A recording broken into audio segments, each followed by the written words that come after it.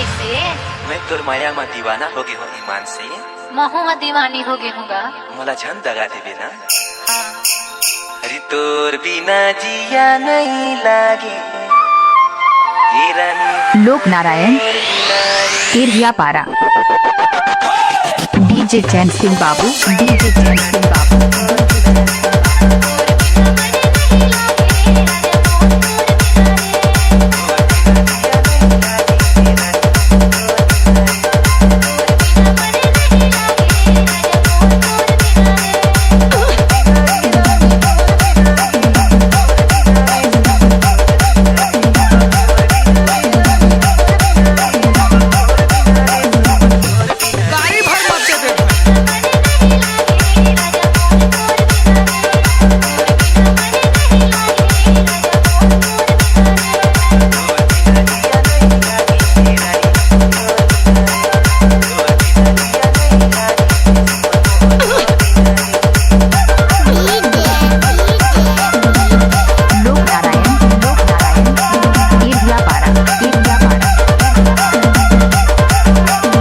DJ चैन सिंह बाबू DJ चैन सिंह बाबू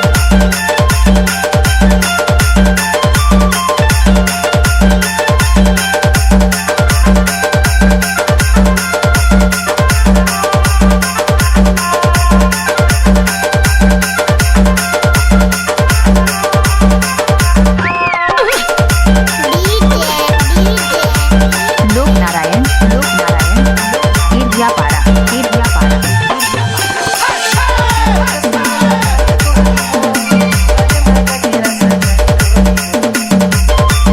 लोक नारायण एरिया पारा एरिया पारा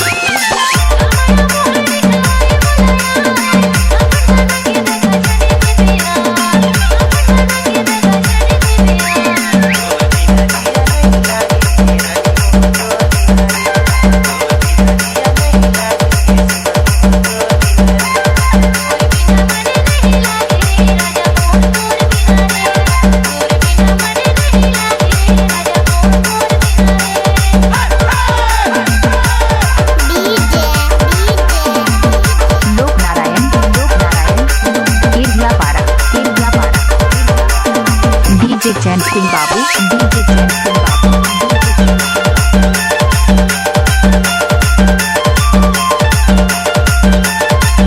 क्या नाम है क्या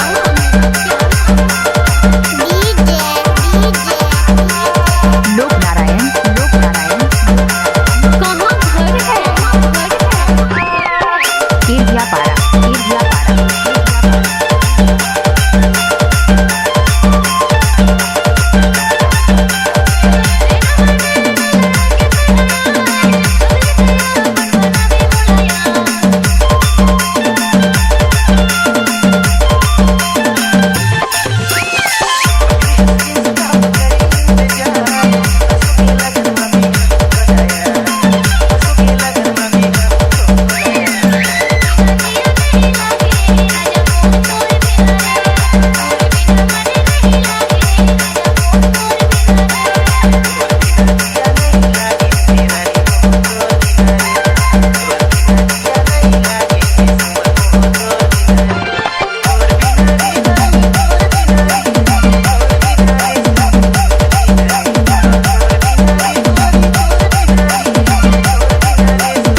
डीजे चैन सिंह बाबू डीजे चैन सिंह बाबू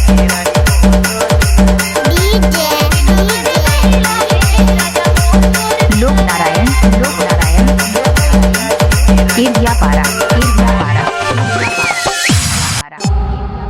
C-Log Digital Recording Studio, Cordoba.